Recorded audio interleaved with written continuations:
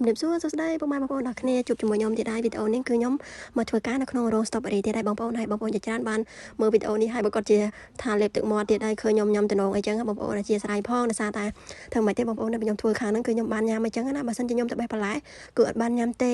ហើយបងប្អូនជាច្រើនគាត់មើលវីដេអូខ្ញុំហើយគាត់ comment ខ្លះទៅគាត់បានឆាតមកអីចឹងណាគាត់ថាឃើញខ្ញុំធ្វើខាង strawberry ហ្នឹងតំណងហើយឃើញខ្ញុំញ៉ាំអីចឹងគាត់ស្រាវទឹកមាត់ឃ្លានដែរអញ្ចឹងហើយអធិស្ឋានមែនតើបងប្អូនហើយវីដេអូនេះផងដែរបងប្អូនការខ្ញុំទៅធ្វើ strawberry នេះខ្ញុំទៅធ្វើគ្នាច្រើនហើយណាមួយផ្លែវាជិតផុតរដូវណាបងប្អូនថាតែឥឡូវវាចូលខែ3ហើយអញ្ចឹងប្រហែលជាខែក្រោយហើយអាចនឹងឲ្យតកាខ្ញុំឈប់បេះក៏ថាបានដែរដោយសារតែផ្លែឥឡូវហ្នឹងវាចេញមកវាទូចវាអត់ល្អទេហើយឃើញផ្លែខ្ញុំហូបនេះសទូចហើយខ្ចីទេពេលច្រើនផ្លែខ្ចីអញ្ចឹងគឺបានវល់ទៅគឺឆ្ងាញ់មែនតែនហើយឃើញមាត់ខ្ញុំញ៉ាំមកទៅបងប្អូនហើយខ្ញុំពងតែបញ្ចូលសលេងបដាលេបទៅមាត់បដាដែរហ្នឹងបងប្អូនអើយធ្វើមិនទេហើយមួយចំនួនទៀតបងប្អូនអរគ្នាគាត់សួរថាចង់មកកូរ៉េហើយអត់ចេះកូរ៉េមកបានអត់ហើយធ្វើមិនបានមកតាមមេខ្យល់មែនចាបងប្អូនអរគ្នាមកកូរ៉េគឺខ្ញុំមកដោយសារតែខ្ញុំរៀនភាសាកូរ៉េខ្ញុំប្រឡងណាយើងប្រឡងឲ្យជាប់ដើម្បីមានសិទ្ធិដាក់ពាក្យស្វែងរកការងារនៅប្រទេសកូរ៉េហើយខ្ញុំអត់ដឹងថាមានមកតាមមេខ្យល់អីអត់ទេខ្ញុំអត់ដឹងទេបងប្អូនតែបើបងប្អូនចង់មកគឺត្រូវមកតាមក្រសួងការងារណាបងប្អូនកុំមកតាមមេខ្យល់ប្រទេសផ្ដាជួនកាលអាចឲ្យលុយគេហើយយើងអាចចាញ់បោកគេក៏ថាបានដែរបងប្អូនបើចង់មកទេព្យាយាមរៀនភាសាកូរ៉េឲ្យខំប្រឹងប្រឡងឲ្យជាប់បងប្អូនតែខ្ញុំប្រឡងហ្នឹងខ្ញុំប្រឡងតាំងពីឆ្នាំ2016 17ណាបងប្អូនអរគ្នាហើយខ្ញុំមកនេះខ្ញុំមកយូរគ្រាន់បាដែរនៅប្រទេសកូរ៉េនេះហើយបើសួរថាខ្ញុំចេះភាសាកូរ៉េអត់ទេយើងអាចនិយាយស្ដាប់បានតិចតួចតែបើថាឲ្យចេះ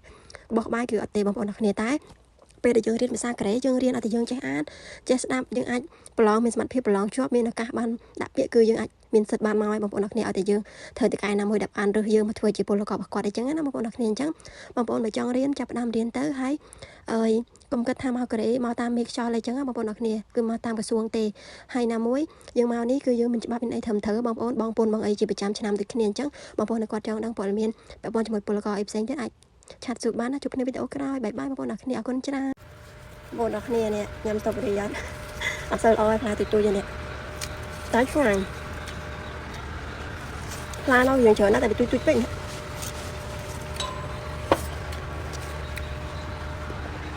បងប្អូនអរគ្នានេះទុំឡើងក្រហម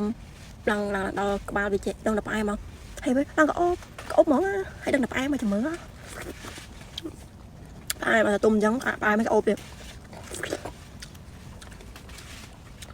ហើយទុំច្រើន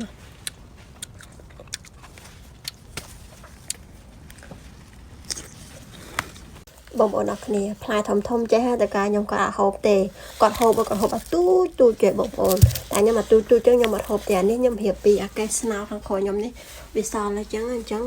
វាខ្វះផ្លែយើងសល់អញ្ចឹងខ្ញុំញ៉ាំខ្លួនឯងអស់ផ្លែធំចេះវាជូរខ្លាំងเลยលក្ខណៈថាវាមានជាតិផ្អែមដែរមួយផ្លែនេះ3 4មាត់